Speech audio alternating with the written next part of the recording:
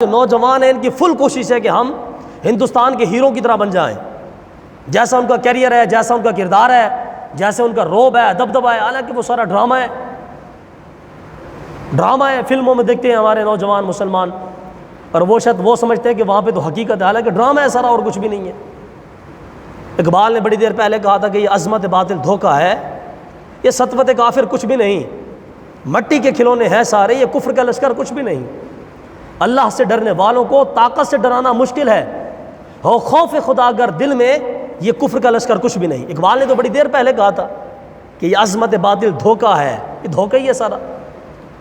قسم خدا کی میں حیران اس بات پہ ہوتا ہوں کہ اللہ تعالیٰ نے ہمیں نبی عطا فرمایا تو سارے انبیاء سے افضل نبی عطا فرمایا، اس کے بعد صحابہ عطا فرمائے تو صحابہ بھی پوری کائنات میں جتنے بھی انبیاء آئے، جناب آدم سے لے کر جناب عیسیٰ تک، جتنے ان کے حواری یا صحابی بنے، ان سارے حواری اور صحابہ میں سے اللہ تعالیٰ نے اپنے محبوب کو سب سے افضل صحابہ عطا فرمائے۔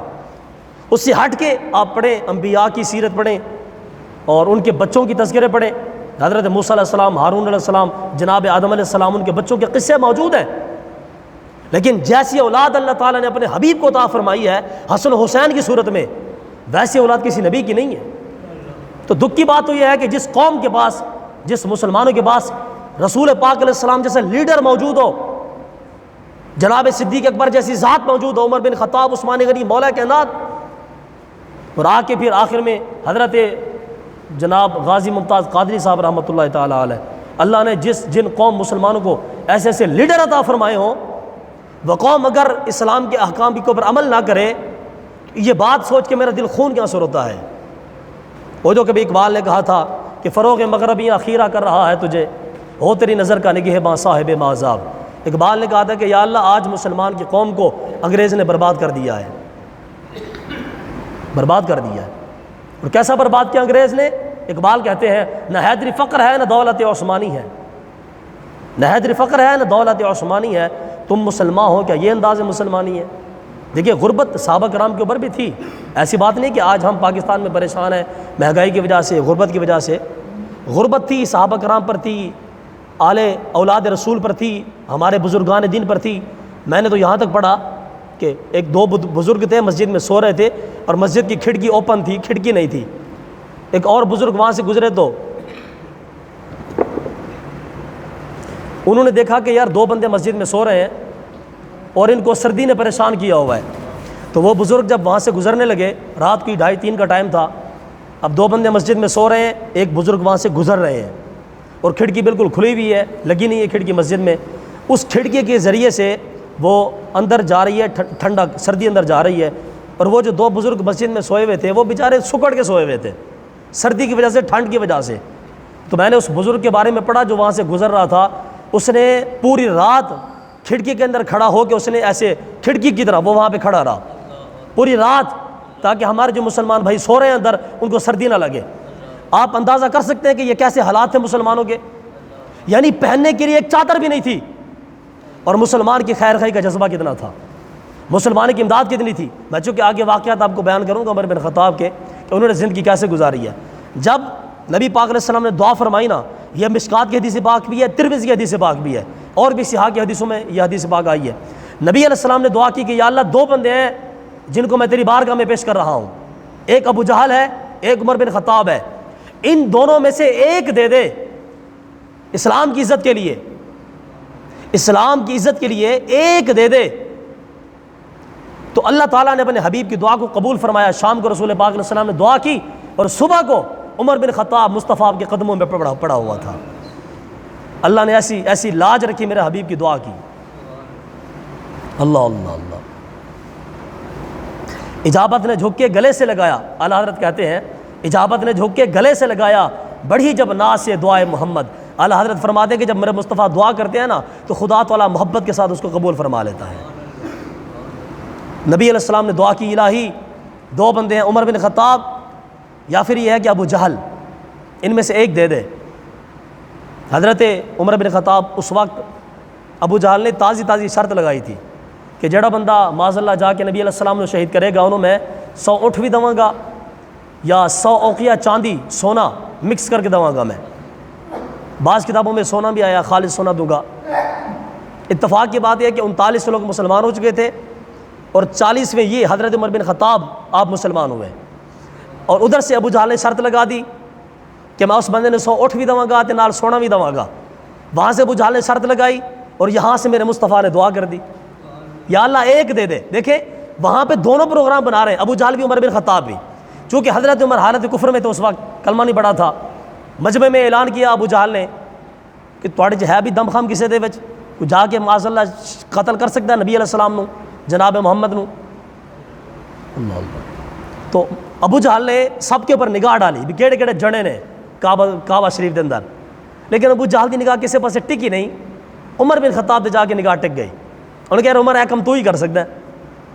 عمر بن خطاب نے فرمایا کہ بھئی نقدی ہونا سلسلہ کہ ادھار ہونا ہے۔ ابو جہل نے کہا سرکار ادھار ہی دواں گے، کیوں پریشان ہوندے ہو، لیکن تسی کام پہلے کرو، اللہ کا نظام دیکھیں۔ ادھر سے میرے حبیب نے دعا مانگی ہے، اب یہاں پہ ریٹ طے ہو رہا ہے۔ اچھا جن نبی علیہ السلام نے جن 2 بندوں کے لیے دعا کی تھی نا، وہی 2 بندے نبی علیہ السلام کو شہید کرنے کا پروگرام بنا رہے ہیں۔ خدا کی شان دیکھیں آپ، یہ بالکل ویسے ہی ہے کہ جیسے فرعون نے بچوں کو شہید کروایا تھا، بچوں کو قتل کروایا تھا۔ کسی نجومی نے کہا آج ایک بچہ پیدا ہوئے گا تو جناب وہ تیرے تخت میں الٹ کے رکھ دے گا۔ فرعون نے لاکھوں کے حساب سے بچے قتل کروائے، لیکن جس بچے نے اس کے تخت کو الٹنا تھا نا، حضرت موسیٰ علیہ السلام، وہ خود فرعون کے گھر میں پرورش پاتے رہے۔ یعنی جڑے بچے نے کم پانا سی یا اس کے تخت کو الٹنا تھا، فرعون اس کی خود پرورش کر رہا تھا۔ لیکن اللہ تعالیٰ نے پھر فرمایا کہ فرعون تو کیا چیز ہے، تجھ سے بڑے بڑے آئیں گے۔ خدا کی شان ہے کہ جسے مرضی چاہے دین کا کام لے لے، ٹھیک ہے نا۔ ہم اکثر ایک مثال دیا کرتا ہوں کہ رسول پاک علیہ السلام جب ہجرت کر کے جا رہے تھے نا، تو نبی پاک علیہ السلام نے پہلے مکہ کی بیک سائڈ کو انتخاب کیا کہ چونکہ اگر سے ڈائریکٹ مدینے والے بس سے جاؤں گے نا تو کافر ساڑھے پیچھے آ جان گے، اسی آرام نال پھڑے جاؤں گے۔ رسول پاک علیہ السلام نے فرمایا کہ صدیق آپا پہلے جاؤں گے مدینے دی الٹی سائڈ تے، کعبے دی پچھلی سائڈ تے پھر نکل جاؤں گے، جس پاسے لوگوں وہم و گمان ہی نہ ہوئے۔ کر دیا کرانا نبی پاک علیہ السلام پھر سفر فرماندے غار جا کے پہنچ گئے۔ ابو جہل نے اتھے بھی ٹیم تیار کی ہوئی سی کہ کسی طریقے نال معاذ اللہ نبی علیہ السلام نے پھڑ کے لے آؤ۔ اچھا جس غار دے وچ رسول پاک علیہ السلام بیٹھے سن تشریف فرما سن، جناب صدیق بھی نال سن، اسے غار دے منہ دے اوتے ابو جہل آ کے کھڑا ہویا سی، اور ابو جہل نے جڑے بندے نو لیڈر بنایا سی نا بھی تو انہاں دا سردار ہے میری پارٹی دا، انہاں دا تو سردار تے جا کے لب جناب محمد رسول اللہ نو۔ او جناب وہ سردار کہہ رہا سی کہ ابو جہل اے غار دے وچ ہونے نے، اندر چاتی مار لئیے، لیکن اللہ تعالیٰ نے اس وقت کیا کیا کہ اللہ نے مکڑی کو حکم ارشاد فرمایا کہ بھئی تو جو ہے غار کے دھانے کے اوپر دروازے کے اوپر ایک جالا بنا دے۔ مکڑی نے جناب دستی جالا بنایا، حالانکہ تھوڑی دیر پہلے نبی علیہ السلام گزر کے گئے، جناب صدیق گزرے تو دروازہ چونکہ صاف ہو گیا ہوگا، جالے شالے کچرا وغیرہ ہٹ گیا ہوگا، دروازہ بالکل صاف تھا۔ اب جب ابو جہل کا وہم و گمان آ رہا تھا دروازے کی غار کی طرف، اللہ تعالیٰ نے اسی آن واحد میں مکڑی کو فرمایا کہ تو جالا بڑا جالا، اس واسطے کہ میرے حبیب دی عزت دا مسئلہ، میرے حبیب دی جان دا مسئلہ۔ مکڑی نے ایک آن میں اس غار کے دروازے پر جالا بنا دیا۔ ابو جہل نے اس اپنے کہا چیلے مچیلے سے کہ اوے تو ایڈا بے وقوف انسان ہے، اگر اندر ہوندے غار دے اندر تو پھر جالا تو ٹوٹ جانا چاہیے سی نا، جالا تو سلامت کھڑا ہوا ہے۔ آپ اندازہ کریں خدا کا نظام دیکھیں، اللہ تعالیٰ اگر چاہے نا، اللہ چاہے تو مکڑی کے جالے کے ساتھ اپنے مصطفیٰ کی جان کو بچا لیتا ہے۔ یہ خدا کی شان ہے۔ سرکار آپ کہاں جا رہے ہیں؟ جائیں جہاں بھی مرضی جائیں، حضرت صاحب فرعون ہو، قارون ہو، شداد ہو یا حمان ہو، کوئی بھی ہو، دین اسلام کو مٹانے کی کوئی بندہ کوشش نہیں کر سکتا۔ یہ جناب عمر بن خطاب آئے تھے نا تلوار لے کے، ابو جہل نے کہا جی 100 اٹھ پیش کریں گے تے نال سونا بھی پیش کریں گے۔ ٹھیک ہے بھی، تلوار لے کے نکلے، جناب اسی وڑ کے رکھ دیں گے، سامنے کوئی بندہ آنا نہیں سی۔ ویسے بھی جناب عمر بن خطاب دی دہشت بڑی سی۔ آپ جب حالت کفر میں تھے نا، مکہ میں رہتے تھے عمر بن خطاب، تو مکہ والے جب کسی بندے کو سفیر بنا دے نا، سفیر، تو وہ بندے کو تلاش کرتے تھے کہ بندہ ترکڑا ملنا چاہیے سانو، تو پھر مکہ والے حضرت عمر بن خطاب کو سفیر بنا کے پھر وہ دوسرے ملکوں میں بھیجا کرتے تھے۔ یعنی دور جاہلیت میں، حالت کفر میں عمر بن خطاب سردار تھے اور ڈاڑا قسم کا بندہ سی۔ آپ نے تلوار لی تو آپ گئے نبی علیہ السلام کے پاس جا رہے ہیں، راستے میں کسی بندے نے خبر دی کہ اوے عمر کس پاس سے جا رہے ہیں؟ اور جی میں نبی علیہ السلام کو شہید کرنے جا رہا ہوں۔ یہ بھی کون سا اسلام لے کے آئے معاذ اللہ کہ بیٹے کو باپ سے جدا کروا دیا، بیوی کو شوہر سے جدا کروا دیا۔ یہ مطلب جو بھی باتیں کی حضرت عمر بن خطاب نے یا ابو جہل نے، اکثر باتیں کیا کرتے تھے حالت کفر میں، جو بھی نظام تھا۔ اس بندے گل کی تھی کہ عمر نبی علیہ السلام کو تو بعد چ جاویں، پہلے اپنے گھر تے جا۔ تیری ہمشیرہ کلمہ پڑھ کے مسلمان ہو گئی ہے، تیرا بہنوئی مسلمان ہو گیا۔ عمر بن خطاب گئے جلال میں، جا کے دروازہ کھٹکھٹایا، آپ کے شور تو چھپ گئے کیونکہ روب بڑا تھا ظاہر ہے۔ آپ کی جو ہمشیرہ تھی جناب سیدہ فاطمہ، ان کا نام بھی فاطمہ ہی تھا، فاطمہ بنت خطاب، آپ کھڑی ہیں، قرآن ان کے ہاتھ میں۔ عمر بن خطاب نے جا کے کہا کہ باجی آپ کیا مسلمان ہو گئی ہیں؟ آپ نے فرمایا ہاں جی مسلمان ہو گئی ہیں۔ عمر بن خطاب نے زور سے تماچا مارا فاطمہ کو، اور فاطمہ زمین پر گر پڑی، اتنا جلال۔ لیکن آگے سے جو جواب تھا نا، جواب آپ کی بہن کا، عمر بن خطاب کی جو بہن تھی، جواب سنے اب حیران ہو جائیں گے۔ حضرت فاطمہ نے کہا اپنے بھائی عمر بن خطاب سے، اچھا پوری زندگی آپ کی جو بہن تھی نا فاطمہ، پوری زندگی انہوں نے کبھی اپنے بھائی کے سامنے آنکھ بھی نہیں اٹھائی تھی۔ اتنا روب تھا عمر بن خطاب کا کہ فاطمہ نے پوری زندگی کبھی عمر کے سامنے آنکھ بھی نہیں اٹھائی تھی، اور آج جب کلمہ پڑھ کے مسلمان ہو گئی ہیں تو پھر سینہ تان کے کھڑی عمر کے سامنے۔ اور ایک جملہ ارشاد فرمایا حضرت فاطمہ نے فرمایا کہ اے عمر، تو میرا بھائی ہے، مرد ہے، طاقتور ہے، سب کچھ ہے، لیکن جان لے کہ اب میں کلمہ پڑھ کے مصطفیٰ کی غلام بن گئی ہوں، اب جو کچھ مرضی کر رہے میں حضور کے در کو نہیں چھوڑ سکتی۔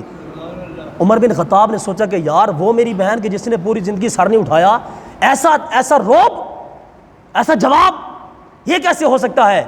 تو وہ جو قرآن تھا سیدہ فاطمہ کے ہاتھ میں، حضرت فاطمہ کے ہاتھ میں، عمر نے کہا کہ یہ مجھے قرآن پکڑاؤ، میں دیکھنا چاہتا ہوں اس میں لکھا کیا ہے۔ تو فاطمہ نے کہا کہ عمر تم چونکہ کافر کی حالت کفر میں ہو، پہلے جاؤ تم جا کے غسل کر کے آؤ، اپنی یہ ناپاکی کی حالت دور کرو، پھر میں تمہیں قرآن پکڑاؤں گی۔ عمر بن خطاب گیا غسل کرنے کے لیے، اور واپسی پر آ کے قرآن پکڑا تو سورہ طٰہٰ کی تلاوت شروع کر دی عمر بن خطاب نے، اور جیسے قرآن پڑھتے گئے طٰہٰ ما انزلنا علیک القرآن لتشقیٰ الا تذکرۃ لمن یخشیٰ تنزیلا ممن خلق الارض والسماوات العلیٰ الرحمن علی العرش استویٰ لہ ما فی السماوات وما فی الارض وما بینہما وما تحت الثریٰ۔ پڑھتے گئے اللہ تعالیٰ نے عمر کی دل کی نیت کو تبدیل فرما دیا تھا۔ اچھا گئے قتل کرنے تھے، لیکن اللہ تعالیٰ نے دل میں ایسی محبت ڈال دی ایمان کی۔ آپ تلوار لے کے جا رہے ہیں تو سامنے دروازے کے اوپر دار ارقم میں صحابہ بیٹھے ہیں جو کلمہ پڑھ کے مسلمان ہوئے، اور دروازے کے اوپر حضرت امیر حمزہ کھڑے ہوئے ہیں، امیر حمزہ۔ اور امیر حمزہ کے کلمہ پڑھ کے مسلمان ہونے کا واقعہ بھی بڑا عجیب ہے۔ آپ اندازہ کریں امیر حمزہ کے کلمہ پڑھنے کے حوالے سے، آپ 4-5 سال تو کانوں میں تیل ڈال کے پھرتے رہے، صبح آ کے کعبے کا طواف کر لیا، دوپہر کو نکل کے جا کے شکار کر کے کھا لیا، پرواہ کوئی نہیں کہ میرا بھتیجا کیا کہہ رہا ہے۔ امیر حمزہ پر ایک مرتبہ ایسا ہوا کہ ابو جہل نے معاذ اللہ نبی پاک علیہ السلام کے بارے میں برا بھلا کہا، اور کسی نے امیر حمزہ کو بتا دیا کہ جناب ہے تواڈے بھتیجے دے بارے تواڈے بھرا نے ابو جہل نے غلط گل کی ہے۔ تو حضرت امیر حمزہ آپ جو وہ لیے پھرتے تھے ڈھال وغیرہ یا جو بھی کمان وغیرہ تھی، شکار کر کے واپسی آ رہے تھے، آپ نے جا کے ابو جہل بیٹھا تھا صحن کے اندر اپنے یاروں کے ساتھ، اپنی کمپنی کے ساتھ، حضرت امیر حمزہ گئے جا کے اس کے سر میں کمان ماری، اس کا سر پھاڑ دیا۔ آپ نے فرمایا اوے ابو جہل تو محمد مصطفیٰ نے گالاں کٹدا ہے، کیوں گالاں کٹدا ہے تو؟ ابو جہل حیران ہو گیا کہ یار وہ تو آپ کب سے ان کا ساتھ دینے لگ گئے ہیں۔ حضرت امیر حمزہ نے فرمایا ابو جہل لے پھر تو جتنی مرضی کچھ کرنا کر لے، آج سے میں کلمہ پڑھ کے مصطفیٰ کا غلام بن رہا ہوں، جڑا کچھ بگاڑنے بگاڑ لے۔ اچھا آپ اندازہ کریں کلمہ پڑھ کے کس حالت میں مسلمان ہو رہے ہیں۔ حضرت امیر حمزہ 4-5 سال تو پرواہ ہی نہیں ہے کہ میرا بھتیجا کیا کہہ رہا ہے، کچھ بھی ہو جائے کوئی پرواہ نہیں، طواف کر لیا، شکار کر لیا، بس رات گزر گئی، دن گزر گیا، اچانک کلمہ پڑھ کے مسلمان ہو گئے۔ اور میرے نبی پاک علیہ السلام نے امیر حمزہ کے بارے میں فرمایا تھا، فرمایا صحابہ یاد رکھو امیر حمزہ وہ بندہ ہے جو خدا کا بھی شیر ہے اور محمد مصطفیٰ کا بھی شیر ہے۔ اللہ تعالیٰ نے ایسے اسلام کو پروان چڑھایا۔ عمر بن خطاب رضی اللہ تعالیٰ عنہ آپ کلمہ پڑھ کے مسلمان ہوئے۔ المختصر یہ آپ نے پوری زندگی حضور کے ساتھ گزار دی، اور آپ کی زندگی کے ایک عجیب واقعہ میری نظر سے گزرا تو میں حیران ہوا۔ آپ کی کلمہ پڑھنے سے پہلے نا ایک زنیرہ نامی عورت تھی، وہ کلمہ پڑھ کے مسلمان ہوگی۔ عمر بن خطاب نے اس کو بہت مارا، بھی تو کلمہ پڑھ کے کیوں مسلمان ہوئی ہیں۔ اچھا ایک وقت ایسا آیا جب عمر بن خطاب خود کلمہ پڑھ کے مسلمان ہو گئے۔ اچھا باقی جو صحابہ تھے نا، ظاہر سی بات ہے جو روب عمر بن خطاب کا تھا باقی کسی اور صحابی کا تو تھا نہیں۔ پورے مکہ کے شہر میں سارے صحابہ کلمہ پڑھ کے حضور کے پاس دار ارقم میں بیٹھے ہیں، بس وہاں پہ اسلام کی باتیں ہو رہی ہیں۔ جب عمر بن خطاب کلمہ پڑھ کے مسلمان ہوئے نا، آپ جا کے کافروں کے دروازے کھٹکایا کرتے تھے۔ آپ فرماتے سن اوے دروازہ کھول، وہ جو دروازہ کھولتا سی آپ فرماتے سن عمر کلمہ پڑھ کے مسلمان ہو گیا ہے، آج جڑا کچھ کرنا ہی کر لے۔ یعنی آپ دیکھیں کہ کیسا معیار ہے، کرتے کراتے آپ اسی بی بی کے پاس پہنچے، وہ زنیرہ کے پاس جس کو آپ نے حالت کفر میں مارا تھا۔ دروازہ کھولا تو او زنیرہ، ہاں جی حضرت عمر بن خطاب تھوڑا سا جھجکجا گئے، اور چونکہ آپ نے مارا تھا زنیرہ کو جب وہ مسلمان ہوئی تھیں، آپ نے فرمایا کہ بی بی میری بہن میں بھی کلمہ پڑھ کے مسلمان ہو گیا ہوں۔ تو زنیرہ نے کہا کہ عمر کیا وجہ ہوئی کہ پہلے تو مجھے مارا کرتا تھا حالت کفر میں، آج تو خود کلمہ پڑھ کے مسلمان ہو گئے۔ پھر حضرت عمر بن خطاب نے وہاں پہ اس بی بی سے معافی مانگی کہ بی بی مجھے معافی کر دے۔ یہ کلمہ پڑھ کے مسلمان ہونا عمر بن خطاب، آپ اندازہ لگائیں کیسی بات ہے۔ نبی علیہ السلام کے پاس آئے دار ارقم میں، آ کے عرض کی یا رسول اللہ کیا ہم حق پر نہیں ہیں؟ فرمایا حق پر ہیں۔ فرمایا کیا ہمارا خدا سچا نہیں ہے؟ خدا سچا ہے۔ کیا ہمارا کلام سچا نہیں ہے؟ فرمایا عمر سچا ہے۔ عرض کی یا رسول اللہ پھر ہم اللہ کا نام دار ارقم میں بیٹھ کے نہیں بلکہ خدا کے گھر میں جا کے لیں گے۔ آپ آئیں ہم چلتے ہیں کہ خدا کے گھر میں چلتے ہیں۔ یہ عمر بن خطاب رضی اللہ تعالیٰ عنہ کہ جس کے بارے میں میرے حضور نے فرمایا تھا لو کان بعد نبی لکان عمر، نبی علیہ السلام نے فرمایا صحابہ اگر میرے بعد کوئی نبی آتا تو عمر بن خطاب ہوتا۔ ایسی شان کا مالک عمر۔ چونکہ احادیث تو بڑی تھی لیکن چند ایک واقعے عمر بن خطاب کے میں عرض کر کے اجازت چاہوں گا، ہمارا ٹائم بھی ختم ہو رہا ہے۔ حضرت عمر بن خطاب تاریخ اسلام کا ایک ایسا نام ہے کہ جس نام سے کافر بھی فائدہ اٹھا رہے ہیں۔ اگر کسی بندے نے کوئی تحقیق کی ہو، کوئی اخبار کے ساتھ، کوئی کتابی ساتھ اس کا کوئی سسٹم ہونا، اس بندے نے پڑھا ہوگا کہ افریقہ کے اندر جو کئی ایسے ملک ہیں جو اپنے ملکوں کا نظام عمر بن خطاب کے طرز حکومت پر چلا رہے ہیں۔ سمجھ رہے ہیں نا؟ یعنی جو کافر ہے نا، کافر اپنے ملکوں کا نظام عمر بن خطاب کے طرز حکومت پر چلا رہے ہیں۔ اور میں بالیقین کہہ سکتا ہوں اگرچہ دنیا دار ہیں جہنم میں جائیں گے لیکن عمر بن خطاب کی حکومت کی طرز پر وہ نظام چلا رہے ہیں تو آج وہ کامیاب ہے۔ پوری دنیا پر ان کا راج ہے۔ میں نے خود ایک ویڈیو دیکھی کہ غالباً فرانس کا وزیر اعظم تھا، ایک مقام سے جا رہا تھا تو ان کے ہاتھ جو کوئی بوتل چھٹ گئی، کوئی بوتل سی جڑی وہ ڈگ پئی اتھے ہی، اور روڈ تھوڑی خراب ہو گئی، کوئی ہور شاہ سی وہ بھی ڈگ پئی، نال ان کے غلام ہی ایسن نوکر چوکر جڑے بھی ایسن۔ اس ملک کا وزیر اعظم اس نے خود وہاں پہ روڈ پہ کھڑے ہو کے صفائی کی، اور اس کے جو غلام سلام تھے نا سارے مارے۔ انہوں نے آخیا کہ سرکار اسی جو انہیں کیا نہیں بھائی میں خود صفائی کرنی ہے۔ یہ کافر ملک ہے، ان کا وزیر اعظم بھی کافر ہے۔ اب آپ یہی چیز دیکھیں عمر بن خطاب کے حوالے سے۔ حضرت عمر ایک مرتبہ بازار سے جا رہے تھے، بازار کے اندر چھوٹا سا کھجور کا ٹکڑا پڑا ہوا تھا، تھوڑی سی مٹی لگی ہوئی تھی۔ عمر بن خطاب نے اٹھایا، اس کو جا کے دھویا، اور ایک حبشی غلام بازار میں پھر رہا تھا، آپ نے وہ کھجور کا ٹکڑا اس غلام کو عطا فرمایا۔ وہ جو آپ کے ساتھ صحابی تھے نا، آپ کے جو خادم تھے، اس خادم نے کہا کہ سرکار تسی ایڈی مشقت کیوں فرمائی ہے؟ میں توڑے نال سی، تسی کھجور کا ٹکڑا چاہیا تے جناب تسی انہوں دھوتا، مٹی صاف کی تھی، پھر جا کے حبشی غلام کو دے دیتا۔ عمر بن خطاب نے ارشاد فرمایا، آپ نے فرمایا خدا دے بندیا اللہ تو قرآن کو ہی نہیں پڑھیا تو؟ ان کے سرکار کی مطلب؟ آپ نے فرمایا اللہ تعالیٰ قرآن وچ وعدہ فرماندا ان اللہ لا یظلم الناس مثقال ذرہ، اللہ فرماندا ہے کہ میں ایک ذرے دے برابر بھی کسی تے ظلم نہیں کردا۔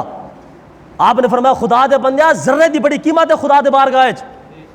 آپ نے فرمایا تو ٹکڑا سمجھ رہے ہیں لیکن میں او ذرہ سمجھ رہا جڑا ذرہ خدا دی بارگاہ وچ حاضر موجود ہے۔ آپ نے فرمایا میں بالیقین کہہ سکتا اگر میں کھجور دا ٹکڑا چاہیا میں کسی غریب نو دیتا اللہ تعالیٰ اس طرح میرے جزا عطا فرمائے گا۔ حضرت صاحب ہم کہاں جائیں؟ آپ مجھے بتائیں کہاں جائیں؟ عمر بن خطاب اپنے دور حکومت میں، دور خلافت میں عمر بن خطاب جس بندے کو گورنر بناتے نا اس کے اوپر 4 شرطیں نافذ فرماتے، 4 شرطیں۔ آپ فرماتے سن اوے تو جس شہر کا گورنر بن رہے ہیں آج تو بات تو ترکی گھوڑا استعمال نہیں کر سکتا سواری واسطے، چونکہ ترکی گھوڑا نا بڑا تیز سی اس ٹائم، لینڈ کروزر سی اس دور دی۔ آپ فرماتے سن تو اج تو بات ترکی گھوڑا نہیں استعمال کر سکتا۔ دوسری گل آپ نے فرمایا، دوسری گل ہے کہ جڑے تو کمرے وچ رہے گا اپنے کمرے کا دروازہ تو ہر وقت کھول کے رکھے گا، اس واسطے کہ کوئی غریب آ کے کوئی مظلوم آ کے تیرے کو آ کے بڑی صدا لے کے آ سکے، اے نہ کہ تو بوا بند کر کے ستا رہے۔ آپ نے فرمایا دوسری بات کوئی قیمتی لباس تو نہیں پہنے گا، چونکہ تو گورنر ہے نا۔ آپ نے فرمایا قیمتی لباس تو نہیں پہنا۔ انہوں نے کہا سرکار ٹھیک ہے۔ اور آپ نے ایک اور بات ارشاد فرمائی، آپ نے فرمایا اللہ رسول کی حدود کے بارے میں بالکل محتاط ہو کے رہنا تو، اللہ رسول کے حکام کے بارے۔ اور ایک واقعہ آپ حیران ہو گے، حضرت سعد بن ابی وقاص فاتح ایران، سعد بن ابی وقاص سرکار کوئی چھوٹا نام نہیں ہے۔ اے سعد بن ابی وقاص کے بارے نبی علیہ السلام فرمایا سی میدان احد وچ، نبی علیہ السلام نے فرمایا کہ سعد کافروں 3 بار ارمی یا سعد فدا کا ابی و امی، فرمایا سعد کافروں کو تیر مارو میرے ماں باپ تیری ذات پر قربان ہے۔ ایڈا وڈا سعد بن ابی وقاص۔ یہ ایران کے اندر جب آپ نے ایران فتح فرما لیا تو آپ نے نا ایک چھوٹا سا گھر بنایا، اس کے باہر بیٹھک بنائی اور ایک غلام کھڑا کر دیا سعد بن ابی وقاص نے کہ جب بھی کوئی بندہ ہے تو انہیں میرے کو لے کے آنا ہے، جس طرح خادم خدم ہوتے ہیں۔ اب یہ جو بات تھی نا غلام کھڑا کرنے والی، جو حضرت سعد نے غلام کھڑا کیا تھا ایک چھوٹی سی بیٹھک بنا کے، اب یہ جو بات تھی نا، یہ بات عمر بن خطاب کی بارگاہ میں پہنچ گئی. حضرت عمر نے حضرت بلال حبشی کو بھیجا، فرمایا بلال سب تو پہلے جا کے تو پتہ کی کم کرنا، سب تو پہلے جا کے جڑی بیٹھک بڑھائی ہے نا سعد نے، انہوں تو جا کے آگے لانی ہے. فرمایا اس کے بعد تم جا کے سعد سے ملنا اور سعد کو میرا پیغام دینا کہ سعد تجھے عمر بن خطاب کا پیغام ہے کہ لوگوں نے تو اللہ نے تو لوگوں کو آزاد پیدا فرمایا تھا، سعد تو نے کب سے لوگوں کو غلام بنانا شروع کر دیا؟ سعد یہ جو تو نے نوکر جو کھڑا کیے دروازے کے اوپر، عمر بن خطاب فرماتے ہیں، آپ فرماتے ہیں سعد اے جڑا تو نوکر باہر کھڑا کیتا ہے، اے تو کہاں واسطے نوکر کھڑا کیتا ہے؟ جبکہ اللہ تعالیٰ نے ہر انسان کو ایک آزاد پیدا فرمایا اللہ تعالیٰ نے، تو نے ان کو کب سے جو غلام کھڑا کرنا شروع کر دیا ہے؟ حضرت صاحب آپ اندازہ کر سکتے ہیں کہ یہ کیسا نظام ہے؟ حضرت سعد فاتح ایران ہے، فاتح ایران حضرت سعد. اور میرے نبی نے فرمایا تھا کہ سعد تیری ذات پر میرے ماں باپ قربان، اتنی بڑی شان کے مالک. لیکن عمر بن خطاب کیا حکم ارشاد فرمایا سعد تیری کی جرت کی نہیں ہوئی ہے تو باہر غلام کھڑا کیتا ہے. حضرت صاحب میں آپ سے عرض کرنا یہ چاہتا ہوں، ہمارے اب کیا نظام ہے؟ ہمارے یہاں تو ایک چھوٹا سا گھٹیا سے گھٹیا وزیر مشیر بھی، میں نے پچھلے دن ایک ویڈیو دیکھی، قسم خدا کی میرا خون جڑ رہا تھا. ایک گھٹیا سے گھٹیا وزیر مشیر اپنے باپ کی قبر پہ گیا حاضری دینے کے لیے، اور ہیلی کاپٹر میں گیا، ہیلی کاپٹر میں اس کے پیچھے پتہ نہیں کتنے ہیلی کاپٹر تھے، اور جب جا کے وہاں پہ رکا پتہ نہیں کتنی گاڑیاں اس کے پروٹوکول کے لیے تھی. اس بندے نے جناب لاکھوں کی گھڑی پہنی ہوئی ہے، اس بندے نے لاکھوں کا سوٹ پہنا. اور سرکار آپ کون سی اسلامی ریاست کی بات کر رہے ہو؟ کس اسلامی ریاست کی بات کر رہے ہو؟ اور یہ ریاست عمر بن خطاب کی، یہ ریاست جناب محمد رسول اللہ کی. اور میں بڑے ادب کے ساتھ آپ کی بارگاہ میں عرض کر دوں، ہمارے ہاں چونکہ نا لوگ پڑھے لکھے زیادہ ہیں، ہمارے لوگ مفتی بہت زیادہ بن گئے ہیں، لوگ ہمیں آ کے پٹی پڑھاتے ہیں. جن لوگوں نے پوری زندگی مسٹر چپس کے واقعے پڑھے ہوتے ہیں وہ ہمیں آ کے پٹی پڑھاتے ہیں، جس بندے نے 6 مرتبہ بخاری پڑھی ہے. اور جی سیاست امام صاحب کا کام نہیں ہے سیاست بات کرنا. میں کہ سرکار میں لڑنا تو ہے کوئی نہیں کرنا، ظاہری گال ہے، مقتدی امام کا جھگڑا تو ہوتا نہیں ہے. ایک بات کا مجھے جواب دے دیں، ایک بات کا. میں نے کہا جب تک سیاست مسجد میں رہی نا، مسجد میں، تو وزیر اعظم جناب صدیق اکبر بنتے رہے. جب تک سیاست مسجد میں رہی وزیر اعظم عمر بن خطاب بنتے رہے، عثمان غنی بنتے رہے، مولا حیدر کرار بنتے رہے. میں نے کہا جب سیاست نکلی مسجد کے باہر تو پھر جا کے یزید حکمران بنا تھا. حضرت صاحب اس بات کا مجھے جواب دیں. میں آپ کو ایک اور مثال دے رہا ہوں سمجھانے کے لیے تاکہ مسئلے کی وضاحت ہو جائے. حضرت امام حسین کو یزید نے لیٹر لکھا تھا. اب یہ چونکہ محرم کے دن آ رہے ہیں انشاءاللہ میں اس پر تفصیلی حوالے سے گفتگو کروں گا، واقعہ کربلا کے حوالے سے. لوگوں نے جناب پکھنڈ بازی بڑھا کے رکھی ہے، کسی بندے کو کوئی پتہ نہیں کہ جناب واقعہ کربلا ہوا کیا تھا، اس میں اصل مقصد کیا تھا. امام حسین حج چھوڑ کے، سرکار حج چھوڑ کے امام حسین آپ گئے تھے یزید کے مقابلے میں اپنے سارے کنبے کو لے کے. ہمارے یہاں آج کا مسلمان رمضان کی دنوں میں نا، رمضان کی دنوں میں اگر اس کے حلق میں ایک پانی کا قطرہ چلا جائے نا، آ کے مولوی کو فتویٰ پوچھتا ہے کہ قاری صاحب وہ ذرا مسئلہ پانی کا قطرہ ٹوٹ گیا اندر، وہ ذرا فتویٰ دسو بھی میرا ذرا ٹوٹتے نہیں گیا.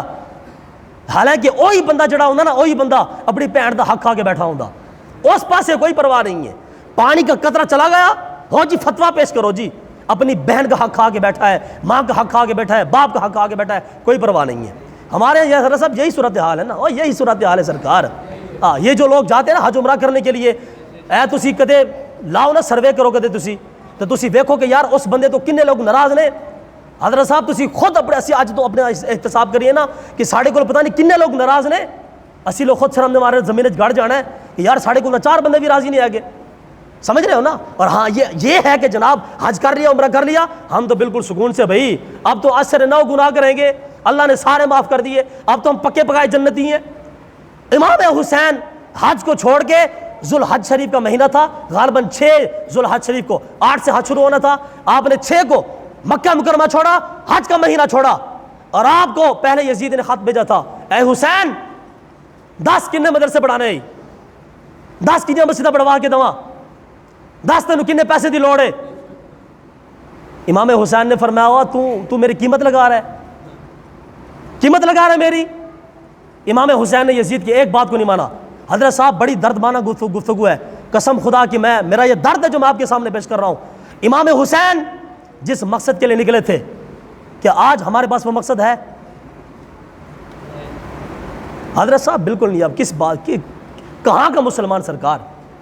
وہ جو کبھی اقبال نے کہا تھا کہ ظاہر کی آنکھ سے نہ تماشا کرے کوئی, وہ دیکھنے کا شوق تو دیدہ دل وا کرے کوئی.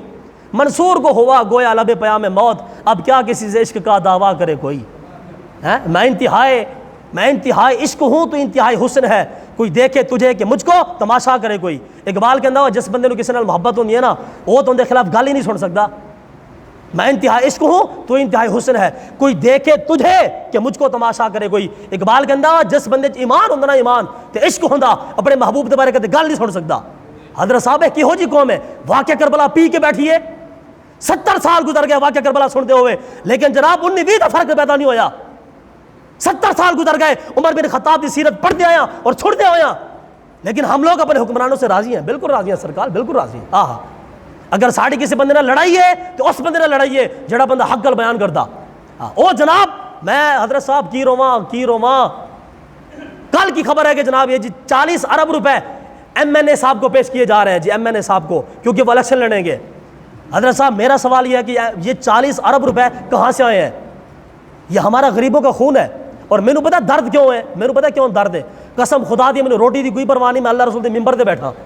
اگر اج کی بندہ میرے نال وعدہ کرے کہ مولوی اسی تینوں حکمران بڑھا دیندے ہاں, لیکن ساڈی ایک شرط ہے, نہ تو اسی تیرے بچوں نوں ایک پیسہ دینا, تے دوسری شرط ہے کہ تو ساری زندگی اے لال مرچ نال روٹی کھانی ہے. میں اللہ رسول کی عزت کی قسم اٹھا کے کہتا ہوں کہ میں راضی ہو جاؤں گا, اس لیے کہ میرا ذاتی مفاد ہی نہیں ہے. حضرت صاحب آج کا مسلمان, اس کے پاس پتہ نماز پڑھنے کا ٹائم کیوں نہیں ہے؟ کیونکہ اس کو 18 گھنٹے وہ فیکٹری میں کام کر رہا ہے, کہاں سے نماز پڑھے گا؟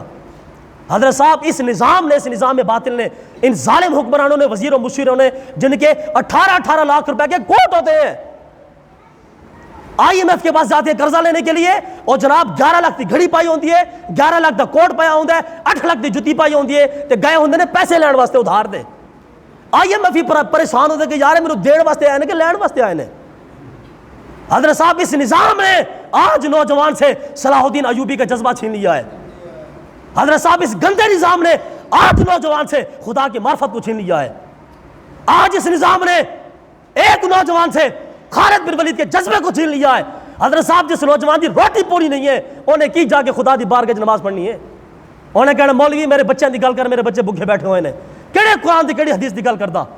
حضرت صاحب آخری بات اقبال نے جو پیغام دیا تھا, آخری بات اقبال نے کہا تھا, در مسلمان شان محبوبی نماز, خالد و فاروق و ایوبی نماز. اقبال کہتا ہے آج کا مسلمان وہ ہے کہ جس کی دعا اللہ تعالیٰ قبول ہی نہیں کرتا. میں کہ اقبال وہ کیسے قبول نہیں کرتا؟ اقبال کہتے ہیں اس لیے اس قوم کی دعا قبول نہیں ہوتی کیونکہ اس قوم کے اندر نہ حضرت خالد جیسے لوگ موجود ہیں, نہ عمر بن خطاب جیسے لوگ موجود ہیں, اور نہ صلاح الدین ایوبی جیسے لوگ موجود ہیں. اس وجہ سے اس قوم کی دعائیں قبول نہیں ہو رہی. سرکار اس گندے نظام کو بدلنا پڑے گا. عمر بن خطاب کی سیرت کو 36 لاکھ مربع میل کا اکیلا حکمران, وزیر اعظم, صدر, جنرل, کرنل. حضرت صاحب کون سا عہدہ تھا عمر بن خطاب کے پاس نہیں تھا. 36 لاکھ مربع میل کا اکیلا حکمران, لیکن سویا کہاں ہے؟ چٹائی کے اوپر. پہنا کیسا سوٹ ہے؟ 36 پیوند لگا ہوا. حضرت صاحب ہمیں ایسے حکمران کی ضرورت ہے.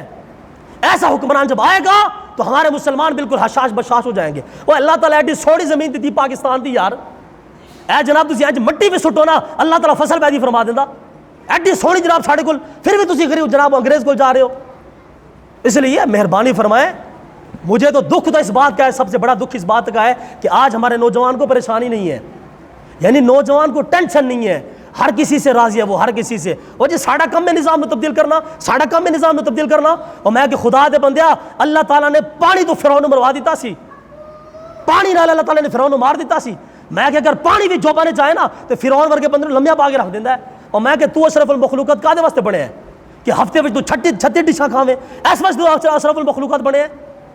حضرت صاحب میں اور آپ کی ذمہ داری ہے اس نظام کو بدلو, اس نظام کو عمر بن خطاب کی طرز پر لے کے آؤ. جو بھی حکمران ہو, اور بیت المال سے سب سے تھوڑی تنخواہ عمر بن خطاب نے لی ہے. آپ سال کے صرف دو جوڑے بیت المال سے لیا کرتے تھے عمر بن خطاب. حضرت صاحب ہم اس نظام کی بات کرتے ہیں, ہم اس چیز بات کرتے ہیں.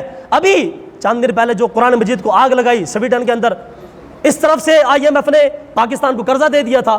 اب ہمارے جتنے بھی پاکستان کے عہدیدار تھے, وزیر مشیر تھے, سب نے کانفرنس کی اور سارے خوش تھے. اور ہویا کی وہ جی سانو قرضہ لب گیا.